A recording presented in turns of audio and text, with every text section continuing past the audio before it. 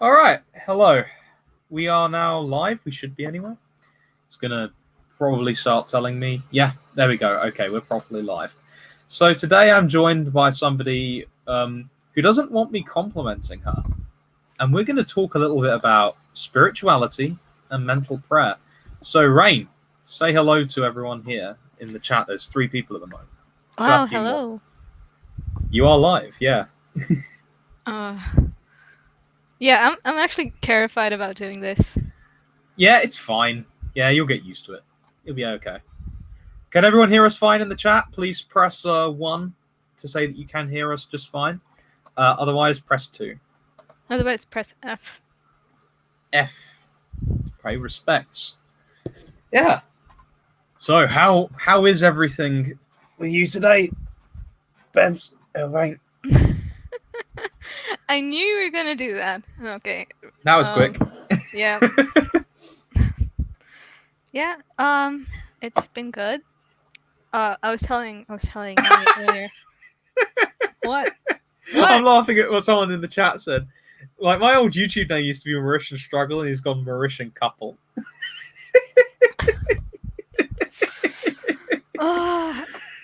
It's like the dad jokes, and then your audience. I see.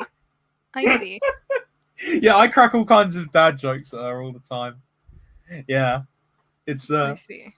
It's just yeah, your demographic and you, and it makes sense. yeah.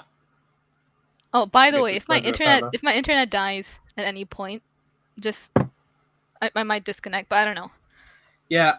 By the way, if you want to share the stream, I would be really appreciated. Like, if you can get it on like I don't know, any servers on Discord, if you want to tweet it out. Why? Because we're going to talk about stuff. You'll be fine. Raeign, it'll be okay. It'll be okay. This is our first stream, guys. So I think you can tell though. It'll be okay. Okay. Yeah. So how about we start with an interesting topic then? So what should I call you now? Like, I've kind of called you. Just call me Bez. You're gonna confuse your audience otherwise. Okay. Well, I mean, there's only one other person in the call with me. Based, as it should be. So, what is the spiritual life? Yo, could you ask me an easier question? What do you mean? What is the spiritual life? Well, what's the point of it? Why are we doing this? Why are we praying? Why are we having the stream? Oh. Well, no. Like, why do people generally have the spiritual life? Well, before I begin, I just want to say that I don't want to say anything and then for it to be on the internet, and then for me to have to sort of like backtrack, and also to explain that I'm pretty much also a beginner in the spiritual life, quote unquote spiritual life.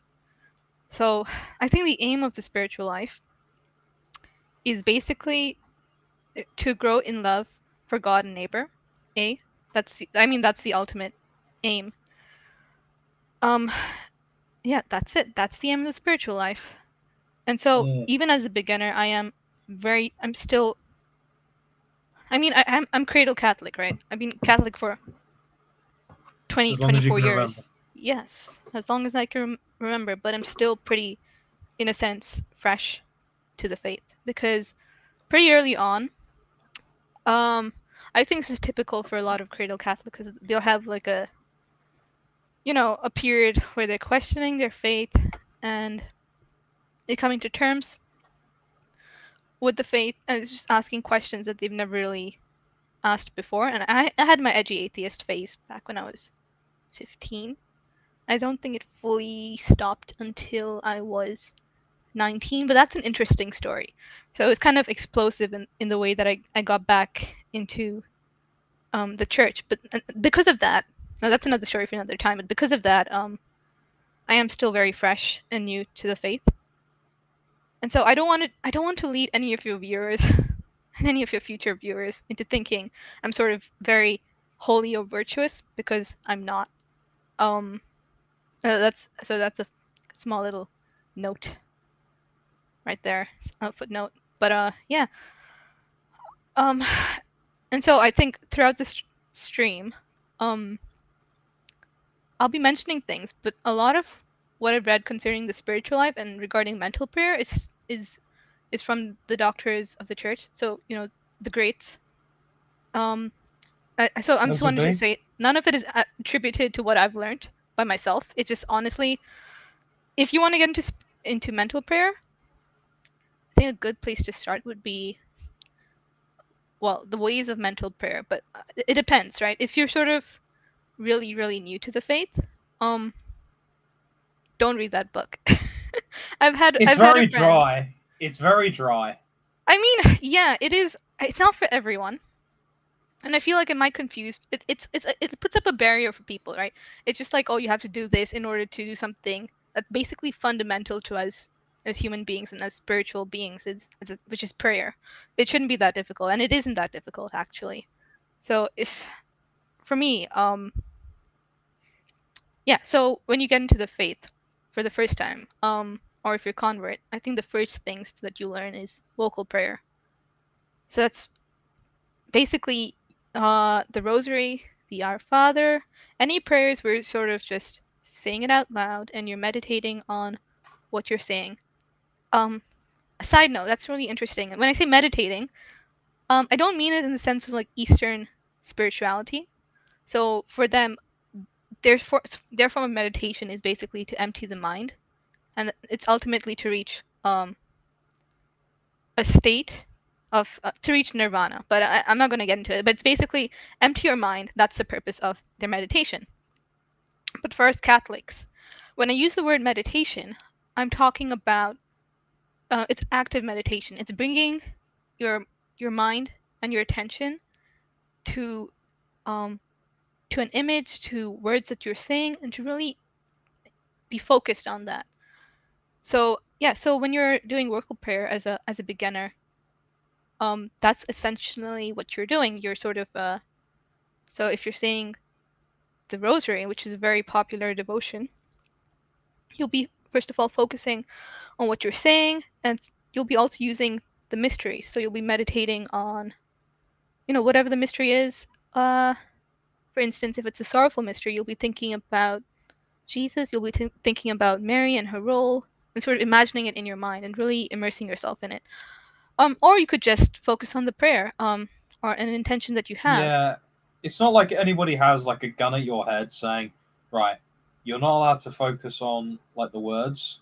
You have to think on these particular, you know, mysteries. Like I think there's someone I know who literally just focuses on the prayer the whole time, and that's perfectly fine, right? Yeah, like Aquinas says that you can focus on either the words of the prayer or like presumably if you're meditating just on the mysteries. But he says that, and he says you can also focus on the intention of the prayer as well. So if you're in prayer, say you're saying a rosary and you're praying because your mum is sick, you can think about that as well. That's perfectly fine as long as you remain in the presence of God. That's the important thing. You're so much more eloquent than I am. Bevs, I've been doing it for 5 years. Yeah. Oof. Yeah, but that was well put, I think. Yeah, as long as you stay in the presence of God, you're okay. He who prays shall be saved. The one who prays particularly continually, but not everyone that says Lord, Lord shall enter the kingdom of heaven. But like if you persistently pray and persistently say to God, save me, I want to do your will, right? And you do it when you can, you'll be fine. It's just a matter of progressing in that sort of way. It's about following the groove of things, making sure that you're in line with what Christ is saying. And you're also, like, as he says, as you've very well put, it's about love of God and neighbor.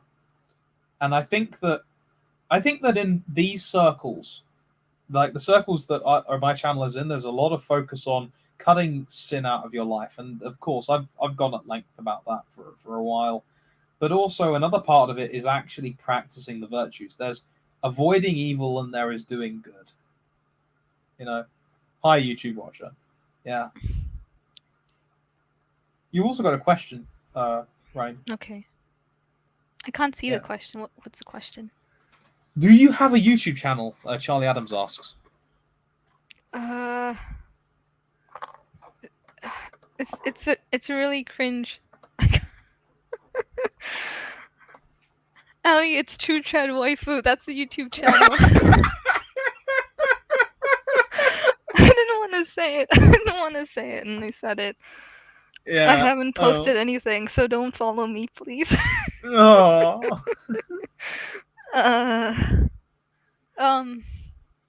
I have actually posted a video. It's on another channel. And it was basically supposed to be a series of like letters to a friend that one of my friends that passed away 2 years ago during COVID. That's something I've been meaning to do, but just I don't know. It's in the backlog. It's something I'll come to eventually one day. Yeah. Check your Anyway. DMs. Check your DMs very quickly. Okay, give me a second. Thank you. You are. Right. Yeah. So where were we? Yeah. So yeah, vocal focusing on prayer. doing good. Maybe we. Yeah. I mean, Oh. yeah. We can talk about prayer. So vocal prayers. What ones do you like? So me and Elliot, we like the Jesus prayer. Wow, I'm surprised you left with that one, but yeah. I mean, okay, I'm gonna be honest. It's very, very useful. I'm surprised because I'm kind of biased. I like my Latin right. Yeah. Like I grew up around a lot of Eastern stuff, so yeah, I've got kind of a bias as well. I like my Latin right. I like my Latin church. I like our prayers, but Jesus like prayer me is very church, good. like me right. Exactly. Yeah, I like. I like. Bev's FC. Your Bev's FC. I like the Jesus prayer. I mean, I like my Latin right, and then it's surprising that I like the Jesus prayer, but as much as I do, and it's very useful. You were telling me you liked some Eastern stuff yesterday. You were the other day you sent me Agni Parthene. You know, Agni Parthene Despina.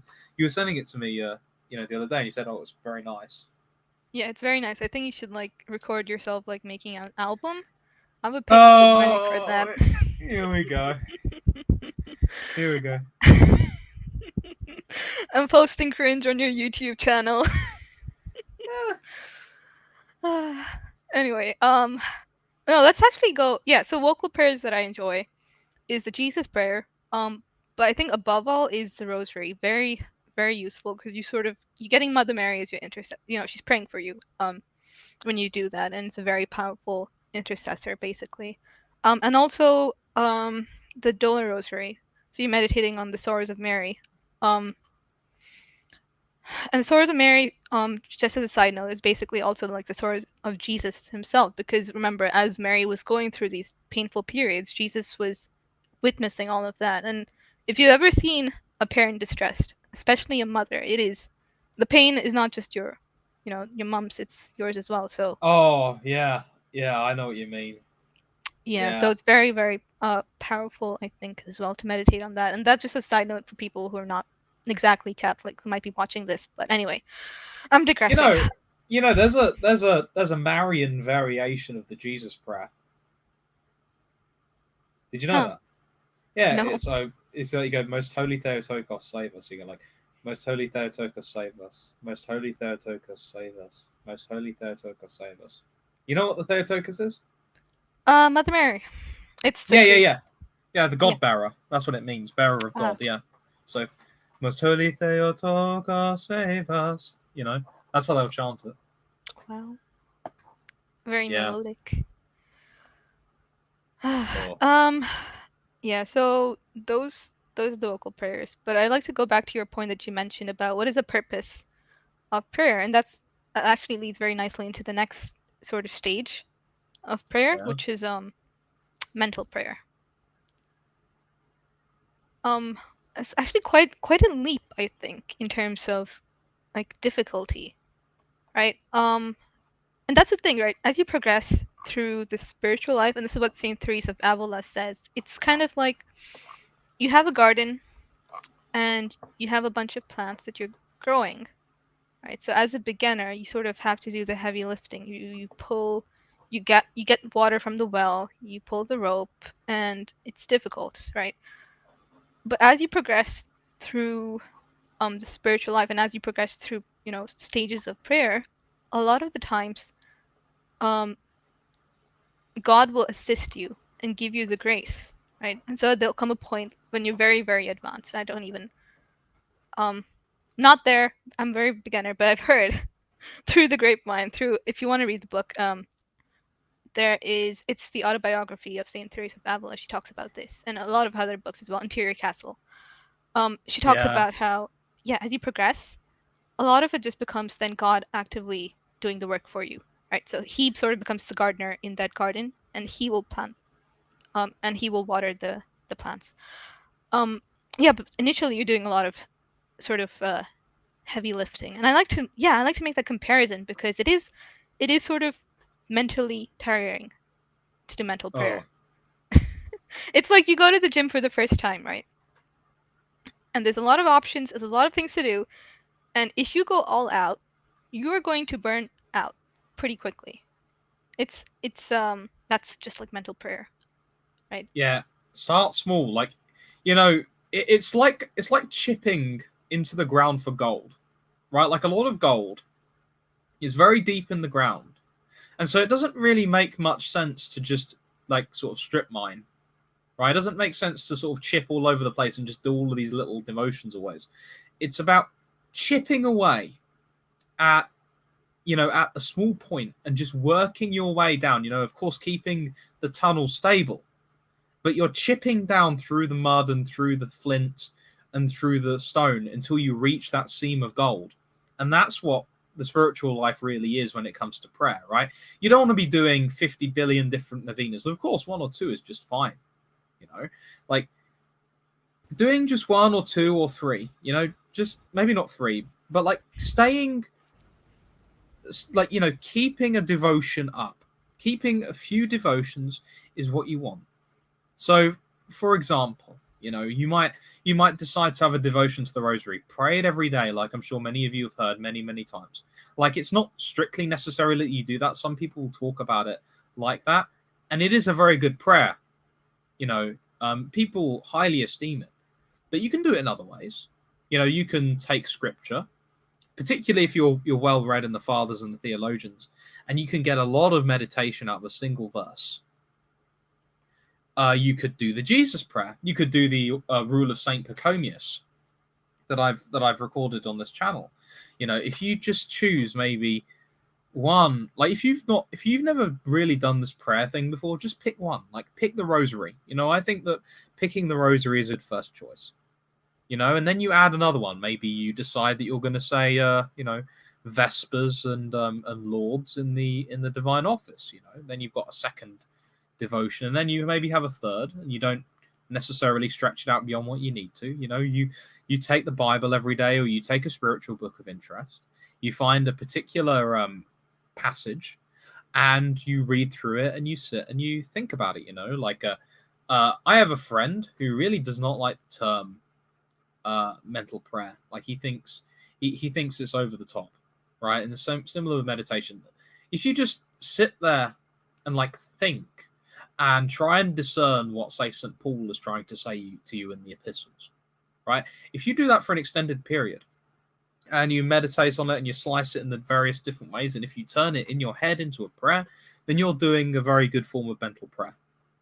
It's similar to Lectio Divina, what I've just described. Someone mentioned it. Yeah, Gloff mentioned Lectio Divina. Yeah, keep doing that.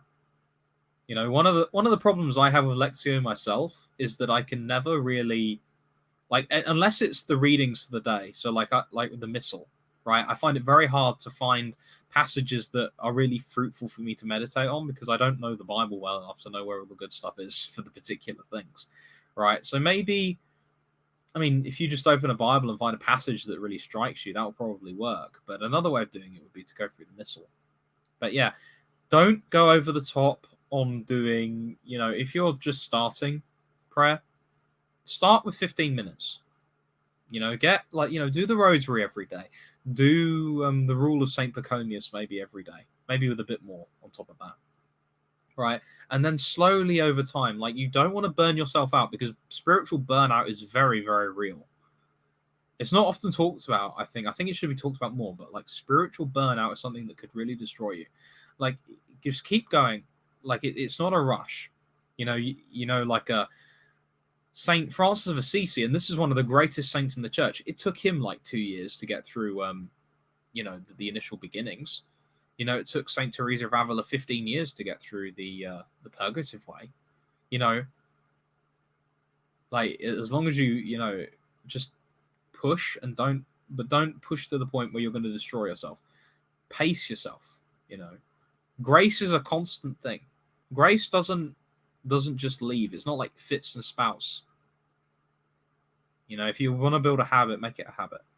Yeah, I've probably been talking a lot. So what do you think? What do you think? What would you recommend in your experience?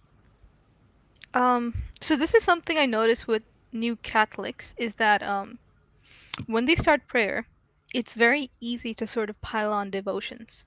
So they'll pile on a rosary, they'll pile on the Jesus prayer, they'll pile on a bunch of them, and then they'll tell themselves they're going to stick to it. And then for a week they might do it, and then 2 weeks, one by one, the devotions like fall away, and then by the third week, it's just they're back to not praying at all. So I think if you really want to start off like just like Elliot said, really small. Don't even pick 3 devotions. Just pick one. Just pick the rosary.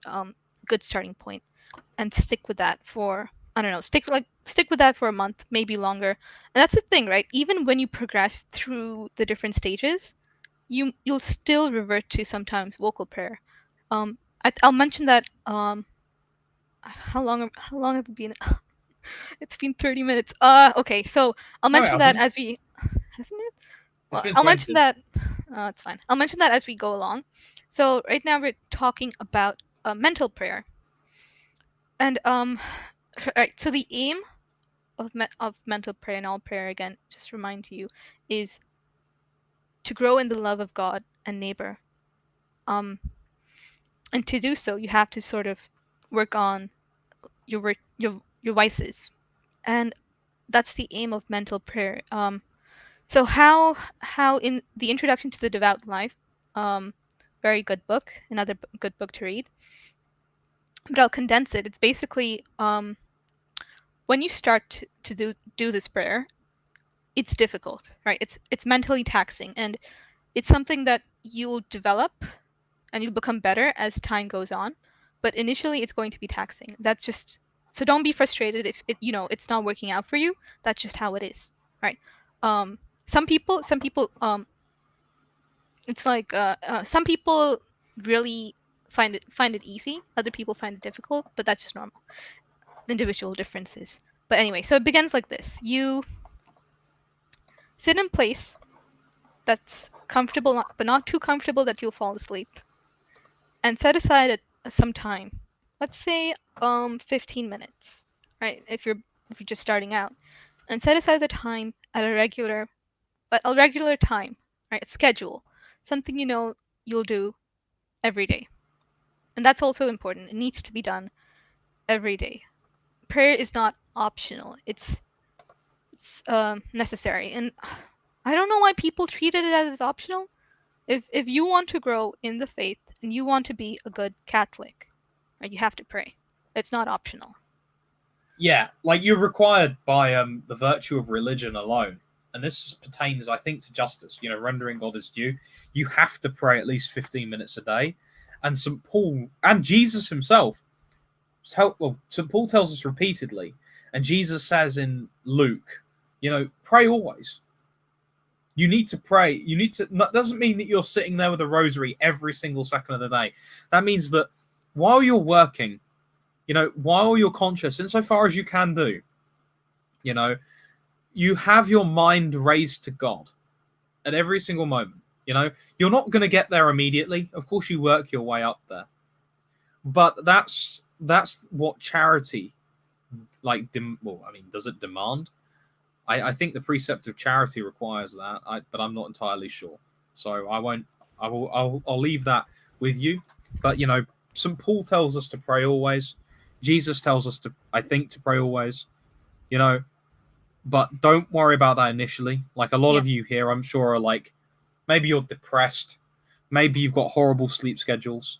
Maybe Oh, we'll get you to haven't got that. the best diet. Yeah, I yeah, have a horrible sleep schedule. I'll tell you all about it. yeah. Yeah. So yeah, if you're feeling discouraged about praying every day, don't worry. It's a habit that forms. But at least have that sort of regular time that you're by yourself in solitude and you're focusing on God, right? So and then from there it's sort of like the baseline that'll help you to then pray every day, and also pray throughout the day. But you need to establish that first, like a set time. For Another me, thing. it's ano- usually in the evening. Yep. Another thing. If you can cultivate silence, right? Like there's a concept that's held by some Orthodox monks. I'm not sure if this is held by the Eastern Catholics, but I liked the sound of it when I heard it.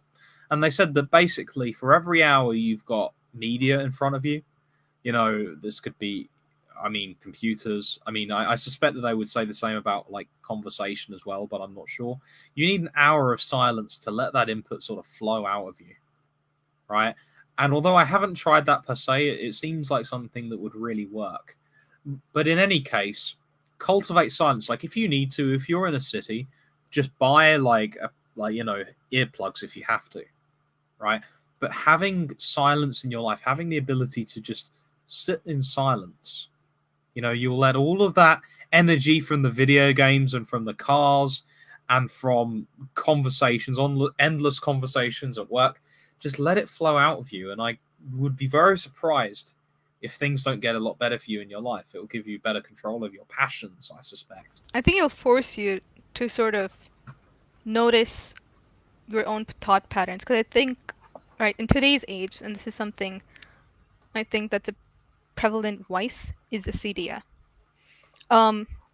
Which is, I don't know if it's a very complicated sort of vice, because it's not explained very well, I think, today.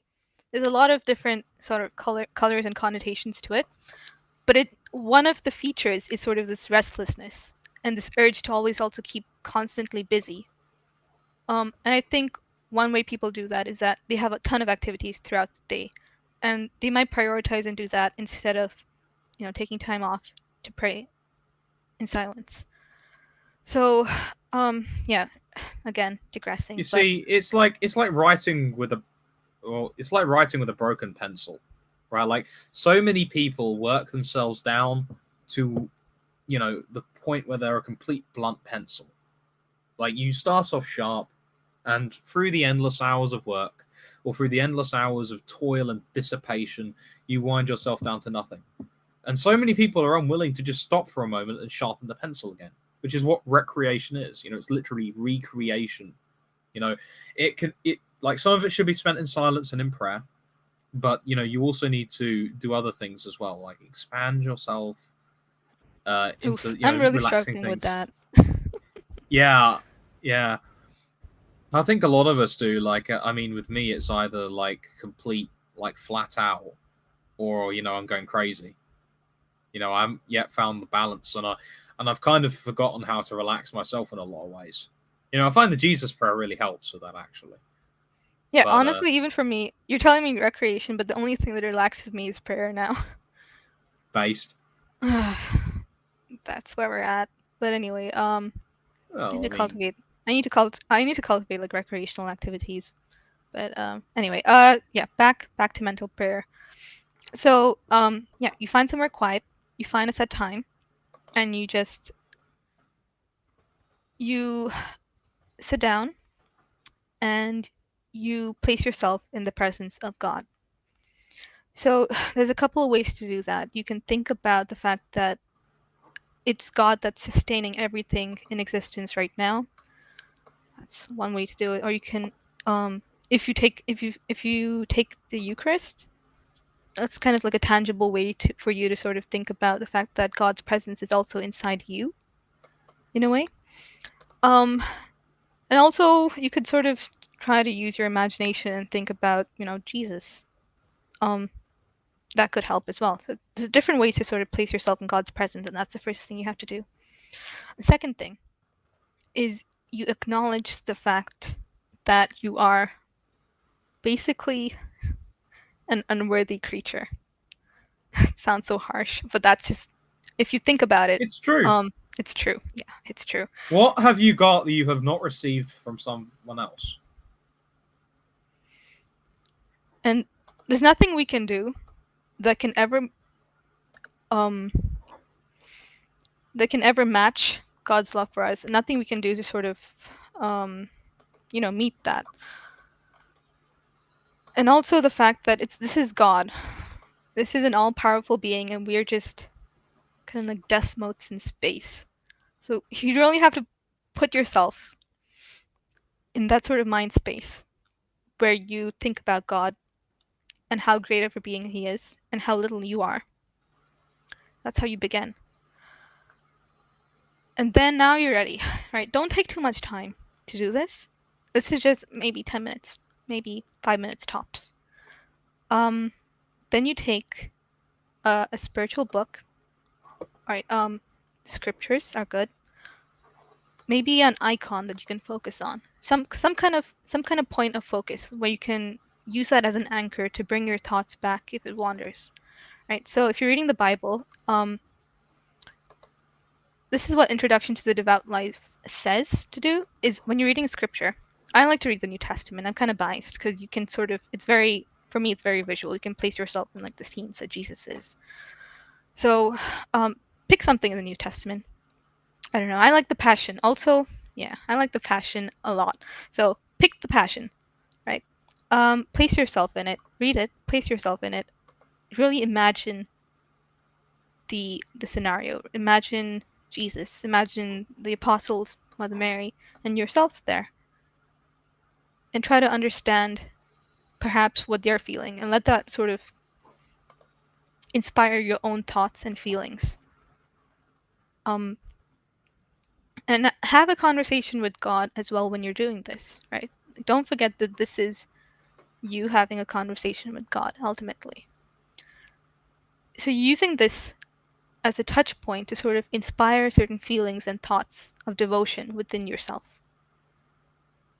And as you're doing this, right, you sort of also form certain resolutions, right? So you tell yourself, you really acknowledge the fact that nothing you can do can ever sort of be enough.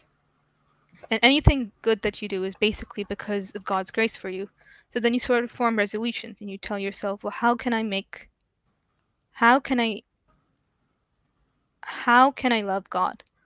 So you form resolutions, perhaps, well, if you're struggling to be more loving to family members, you might tell yourself, well, I will do this. Tomorrow, by God's grace, I will do this. If you're, I don't know, if you struggle with a certain vice, perhaps, you speak badly of coworkers, you tell yourself, well, I will speak nicely about them tomorrow and I'll tell someone something good about them. So you form resolutions. It can't be, and this is real danger, right? You can have mental prayer, you can have all these feelings and thoughts and devotion towards God, but if it doesn't result in something practical, like you're not actually working towards loving people and loving God, then it's kind of useless. What does it say in 1 Corinthians? You can be the most, you can, you know, you can have complete control of your body, complete control of your mind. You can be a martyr for the faith. You can do whatever. But if you don't have love for God, and if you don't do it out of love for God and for your neighbor, then it's meaningless. And that's prayer as well. It's meaningless. It's a delusion to think that you're doing anything useful if you're not ultimately doing it for the love of God and neighbor. So have practical resolutions at the end, something that you tell yourself you will work towards. I struggle a lot with acedia. So one of the resolutions you could make, if you're like me, is tomorrow I will persevere in prayer. I will set aside 30 minutes to pray, and I will focus my entire mind on it. So that's something you could do as well.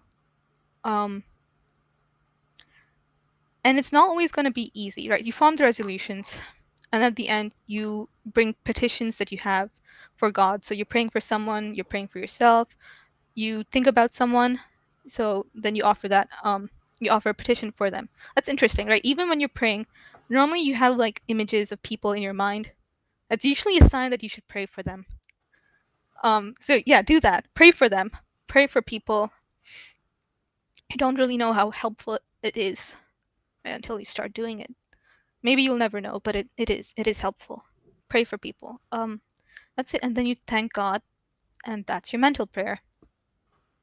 It's as simple as that. I say it's as simple as that, but there's a lot of points and times where you'll do it. You'll sit, you'll start, you start the method, and you try your hardest to bring yourself in that situation, in that space, in that mind frame, but you can't. It just there's 1,000 distractions going through your mind. Things like, oh, I have to do the laundry, will I cook for dinner? Hey Bevs, a friend of ours just DM'd me and said, "This prayer is mental." Awful. But yeah, you'll have a ton of distractions, and that's something to know as well. That's completely normal. The point of it is, like I said, it's a mental exercise. And the very fact that you're sat down there and you're trying, like that itself is enough for God. Like he understands. And he'll help you out. But the fact is you have to persevere. That's something that's unavoidable. So you'll get 1,000 distractions in your mind, but you still have to keep pushing. Keep trying to bring yourself back to that. Like I said, if you're reading a book or you have an icon, bring yourself back to that touch point. And maybe at the end, if all you can do is perhaps just say a line from the Jesus prayer, which is, Lord Jesus Christ, Son of God, have mercy on me, a sinner. If you can just say that again and again, because you can't even focus mentally, even that is enough.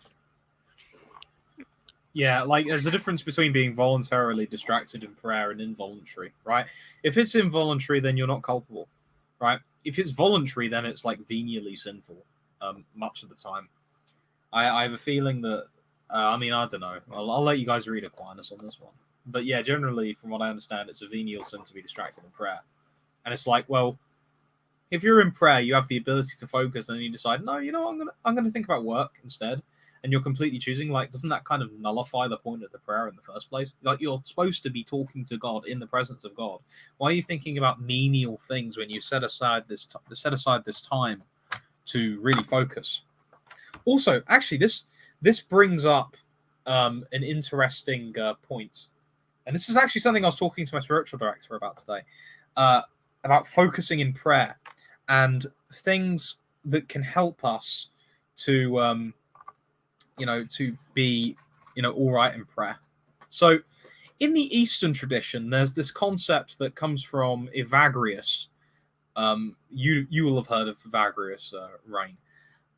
But is also repeated by a post-schism saint of the Eastern Orthodox Church. I don't know how we consider him here in the West, called Peter of Damascus. That there are 3 specific thoughts that tend to draw the mind away from purity of heart with which we see God, as you'll recall from the mass readings today. There's avarice, which is desire of money. There is self-esteem, and there is sensual pleasure. Now, as regards sensual pleasure, there seems to be 2 different schools of thought, right? And I'm tending to side with the latter one. The former one is the more patristic one, where like all pleasure is bad and it should be avoided at all times, right? This is the view of a lot of the fathers. Although my spiritual director, who is also like he's a very scholarly man, he thinks that the fathers in the back of their minds knew this wasn't really right. And then you have more of a more modern view, and I think this is an Aquinas. I know for certain it's in a certain moral manual that I sent to Raeign, and that is that pleasure in itself isn't bad, but carnal pleasure is, and even so, right? This is when it comes to sins, but I do think in prayer that pleasure itself is an awful distraction. So basically, remembering these 3 thoughts of avarice, money, and stuff like that. There is self-esteem, and there is pleasure, right? It sounds a little bit like the world, the flesh, and the devil, as later people put it, right? If you remember these things and you fight against them in prayer, and you clear these and really deal with these particular things, then put them in proper order. This doesn't mean complete like I'm not saying necessarily completely obliterate your ability to feel pleasure. I think that's I think that you can have different views on that, but if you deal with those things, you'll have much purer prayer. So having, for example, having a proper control over how much you're eating, that's going to have a massive influence on how sensual pleasure features in your prayer. Keeping proper control of your ego. Like there's a book, Humility of Heart by Father Cajetan Mary de Bergamo, which I think everyone should read. Keeping control of that self-esteem, that's going to make prayer easier. And as for avarice, this isn't something I've dug into. I don't really know much about that.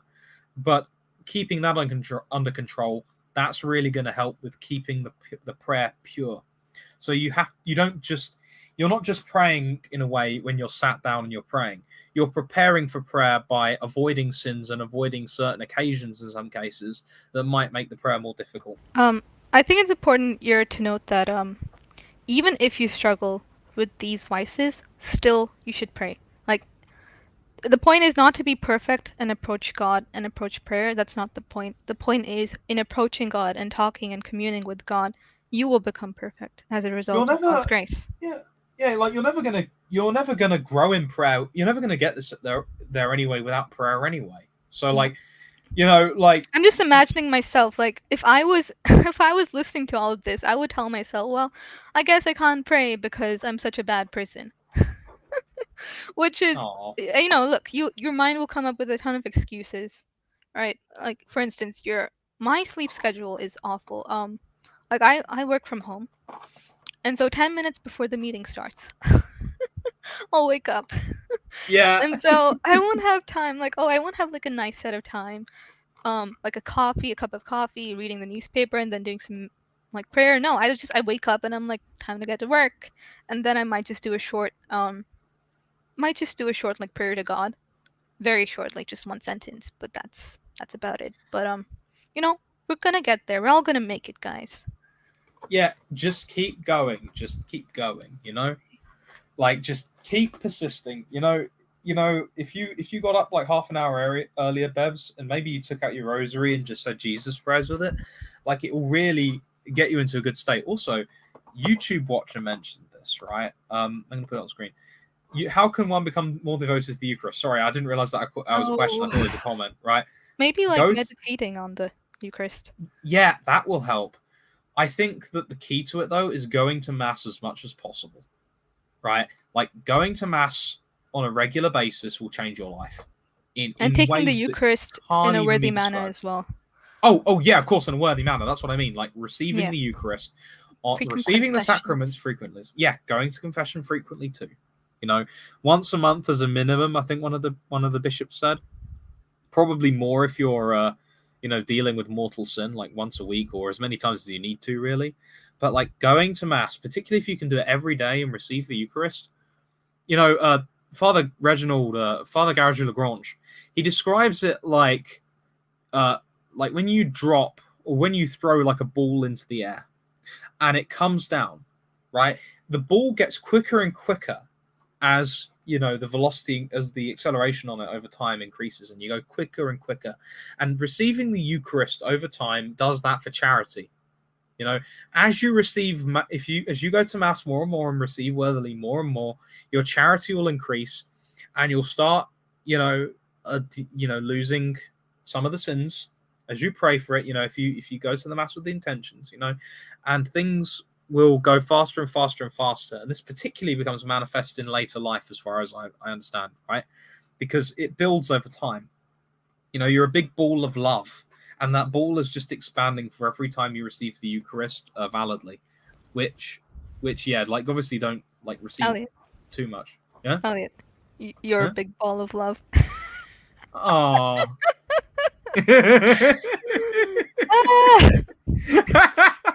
Anyway. Yeah.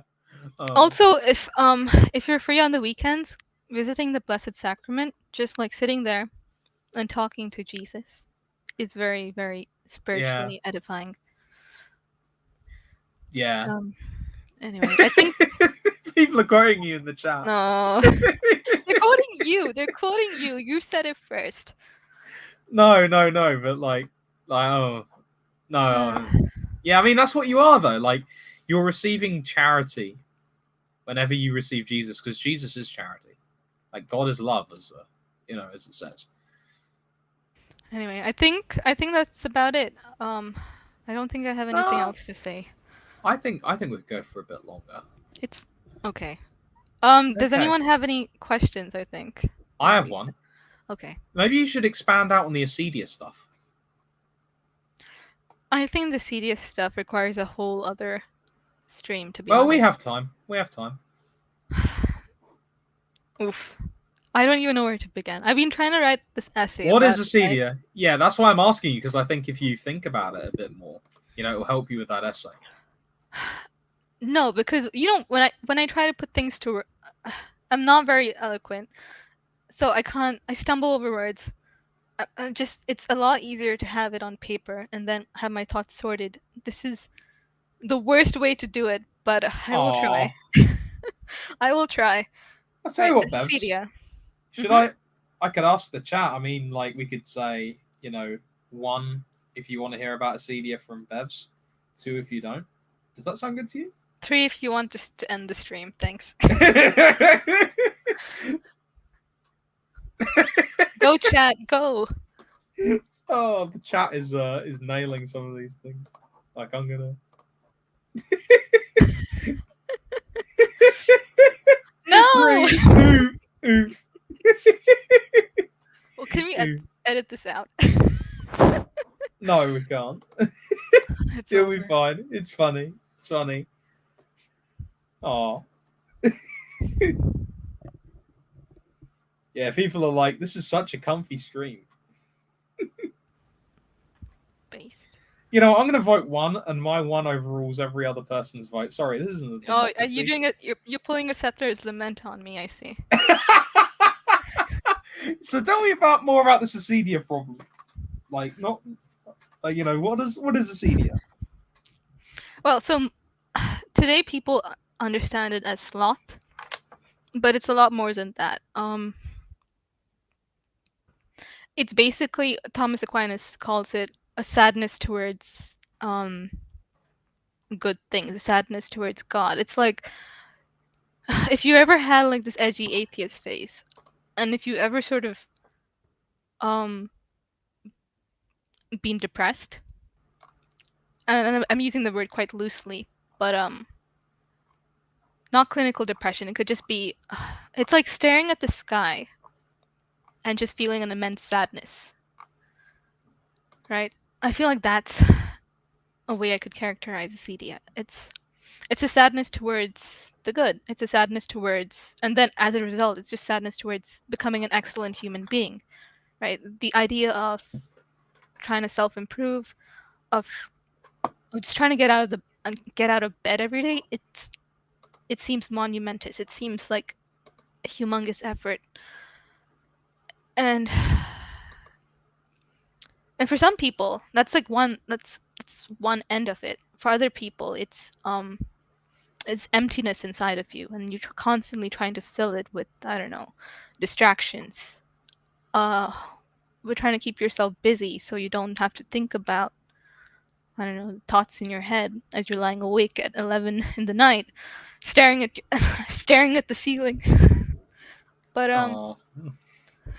right, there's like different manifestations, and I think today the whole social justice movement is like people trying to find greater meaning, and they try to find it in like political identity and in identity politics, and it's an attempt to find meaning in their lives. And Acedia, I feel like Acedia is sort of soul-sucking, I don't know, demon. So Evagrius, he writes about this is a book called The Noonday Devil. And Evagrius actually, I think, was the first who sort of characterized Acedia. I wouldn't say it's an accurate characterization. I think Thomas Aquinas sort of builds up on it and corrects a lot of the misconceptions. But Evagrius calls it a demon, but it's not a demon in the actual sense that we mean it. It's like it's just like really negative thoughts, if I had to explain it. Acedia will tell you, for instance, that there's no point in praying, and there's no point even in trying to be good because you always fail. So that's kind of like insidious. That's how insidious acedia is. Right? A lot of people, I think, if you went to a psychologist and you told them about this, they would just smack it. They would just label you as depressed. They would probably not label you clinically depressed, but they would probably label you with something called dysthymia, which is low-level depression. But that's not it. So when I was young, I thought I was not clinically depressed, but I thought I had dysthymia because I couldn't, like I couldn't enjoy life. And I think the source of that was because I couldn't become an excellent human being. When I say excellent human being, I'm sort of using the Aristotelian term of it, right? I couldn't do the things that I wanted to do. I couldn't, for instance, back then, I couldn't study. I couldn't pray. I couldn't make friends. I was very bad at making friends. I was very socially inept, I think. So it just felt like a failure of a human being, you know? I told you I had like an explosive conversion story. I think we'll keep that for another time, but Yeah. as I started to get into the faith, right? A lot of these like bad psychological ideas sort of unraveled. I was not depressed. It was not depression, it was the fact that I hadn't prayed for a really long time. So when I started to get into prayer, a lot of the issues I had with feeling depressed just sort of like vanished overnight. Yeah, I can imagine that. Yeah, I mean, it clears your mind. Honestly, it felt, yeah, it was overnight, instantaneous. So I know it was not depression, it was something else, right? Yeah, started getting back into prayer. And by God's grace, I started to work on myself. I started to try to talk to people, make friends, get out there more, try to apply myself to studies. And just, yeah, that was basically, I couldn't have done it without God. There's no way, because I know I've been there. I've been there where I thought I was. Is this too much sharing, by the way? I feel like this is a lot on the YouTube stream. I mean, like, it's your choice how much you share, but someone's just said it's interesting. So, like, don't feel obliged to put in loads of personal details. But, like, so far as it helps, you know, like, you're in a position where I think you're helping people. Right, but okay. Yeah, again, side note, I think it's still a work in progress. Like I make a lot of mistakes. A ton of mistakes. I lose my temper a lot. I'm not very kind. Anyway, Well, I I don't think think that's true. Otherwise, I wouldn't be with you. So shut up. anyway, the point is that yeah, it's always a constant evolution. You're always kind of constantly trying to become a better person because and God's trying to help you to do that. But you're right. Acedia is it's awful because it makes you think that you couldn't do it with God. It's sort of like kind of leads people to despair. Like that's like one of the tricks of acedia. It'll make people feel a despair of God's mercy, so they feel like, oh, they're such a terrible human being that God can't possibly help them, which is a lie. And that God doesn't love them. I think that's another way that acedia can sort of worm its way into someone's brain. But yeah, you just have to pray. Like, even if you feel like a worthless human being, you just still pray. You pray because it's true. We are worthless human beings. But that's doesn't mean that God doesn't love us. We're in the image and likeness of God. Like, we have a worth that we can't imagine. But what I think is important to remember is that we don't have a worth because of anything that we have done. We Yeah. don't exist as a result of our own works. Like, for example, all of the good things that I have in my life, it isn't as a result of anything that I've done. God has given me a particular opportunity. I've chosen to do it with the will that He sustains, and then He has provided me a subsequent grace to complete that. Nothing I have done is of my own power. Nothing I say is of my own power when it is good. When it is bad, it is. But don't think that you are of no worth. You are loved. I mean, you're in the likeness and image of God, and God is love, right? And He sees you are in the likeness and image of love.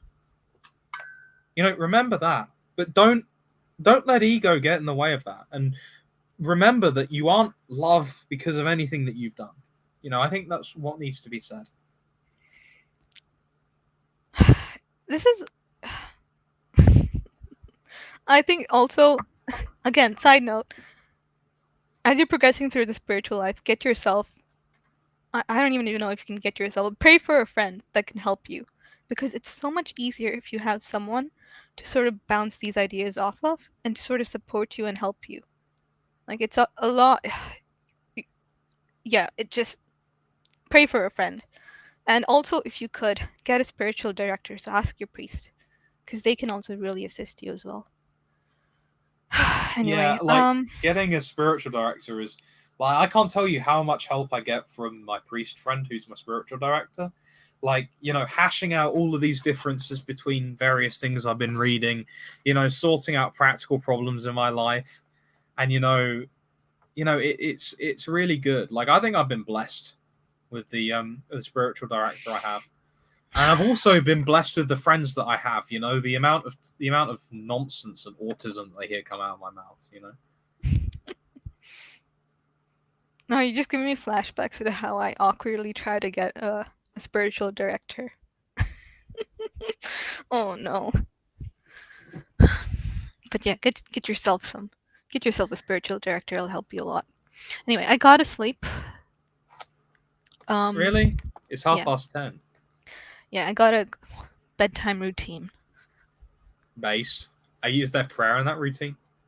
I have prayed before. You should pray again. Okay. But yeah, thanks for. That's not advice. That's a request. Oh, just that's a demand. I'll treat it as a request, but Our drink is a demand, a command. Okay, El Duce. I've known that one in a while. Yeah. Yeah. Anyway, yeah. Thanks for having me on the stream. It was an experience. Yeah. You need to come on again. Yeah, maybe next year. You did a really good job. Yeah. Well, thank God for that, because I was putting this off for a while as well. Well, I want to make you a more regular guest. I like you on here.